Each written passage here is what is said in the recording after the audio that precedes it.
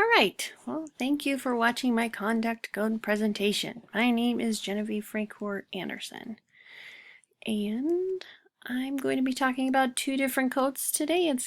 First one is considerations regarding punishment, code 4.08.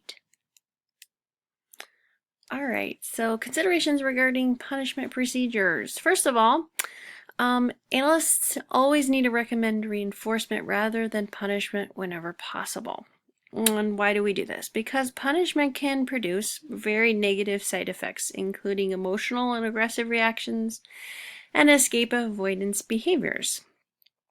And these behaviors can be extremely dangerous to your client and staff. So if we use punishment, we really risk putting our client in more danger than they were exhibiting the original behavior. Other strategies should always be used before resorting to punishment because of this.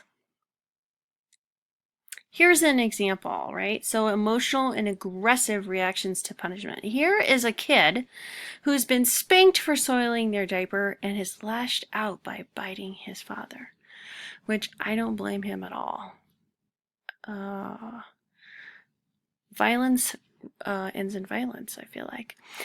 Escape and avoidance reactions. So an example to that you might see in escape or avoidance is a student who comes to class and is always being yelled at for not being there on time or not being prepared with the right supplies, and so they just stop coming to class. They're going to avoid being yelled at, and they're just not going to show up. All right, other considerations when you're using punishment. If punishment is necessary, always include reinforcement of alternative behavior. And I don't think I said this. The only time punishment is necessary is in response to very violent behavior, very physically violent. If your client is in danger, if others are in danger, then you might use punishment, but that's the only time you'd use it. So if punishment is necessary, you always want to include reinforcement of an alternative behavior. And you always want to implement that alternative behavior prior to implementing punishment. You want to make sure that the alternative behavior intervention is in place. Ideally, if you're implementing punishment quickly to prevent a violent behavior, you might not have the time to make sure that your alternative behavior intervention is in place, but ideally that's what you want to do. All right, more considerations. You have to make sure that your punishment procedures are always used by a trained professional. And so that means that if you're not trained to respond to very violent behavior, then you probably shouldn't be using punishment procedures. And you also want to make sure that your punishment is accompanied by appropriate supervision. So it always has to be supervised by someone who knows what they're doing. You always have to evaluate its effectiveness. So don't have a punishment procedure in place that's not effective. There's no point in increasing your risk of violence if the punishment's not even effective. And you always have to have a plan to discontinue the punishment. It's only a temporary procedure. What happens if you fail to follow the code? Oh, so it causes very dangerous situations. It can cause violence, and here's a picture of a little girl. She's been punished and she's not taking anymore. She's gonna resort to hitting people with a hairbrush. And here is another, so you always have to use, punishment is never a first option because otherwise it's abusive. And here's a very serious picture of a horrible mother who's putting hot sauce on her 7-year-old's tongue.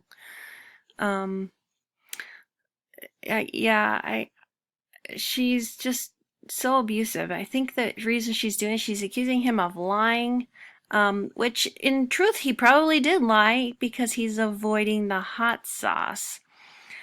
So in response to her violence, he's probably going to escalate to more violence, and maybe he needs to borrow this little girl's hairbrush. I don't know. All right, so the second code I'm going to talk about is your least restrictive procedures, which goes along nicely with punishment.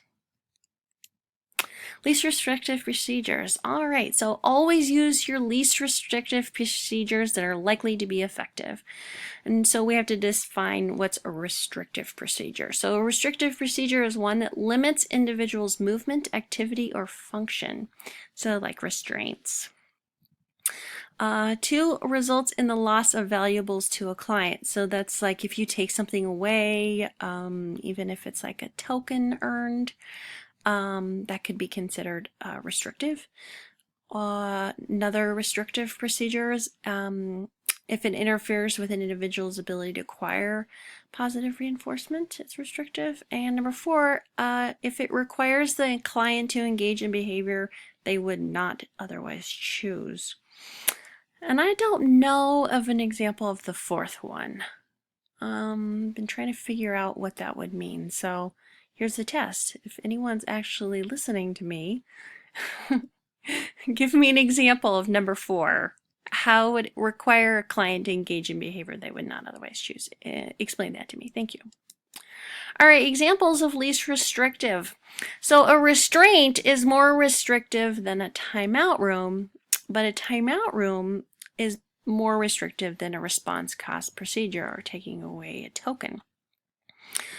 So it's all relative. You have to use the least restrictive procedure that's the most effective in response to the behavior. Here's 2 boys who are clearly ruining Christmas, and the parent has wrapped them in Christmas lights. And so we have to ask ourselves, was that really the least restrictive procedure? I don't know. The parent did write their names on their duct tape, so Santa's not confused by who's who. That was a nice touch. All right, I'll leave you with these last thoughts. Let's see. Less intrusive behavior should always be tried and found ineffective before moving on to more restrictive procedures. So did that parent try timeout before wrapping those kids in Christmas lights? I'm not sure. You should never use punishment as a first option, and I think our textbook, the Bailey and Birch book, gave an example of a crazy BCBA that was having their clients chop wood as an intervention. So obviously punishment was used as the first option. That's a no-no. Don't do that. And you should never use punishment unless it's absolutely necessary to avoid physical harm to the client or others. Not to property, really. Only to prevent physical. Yeah. I'll leave you with that. Thank you.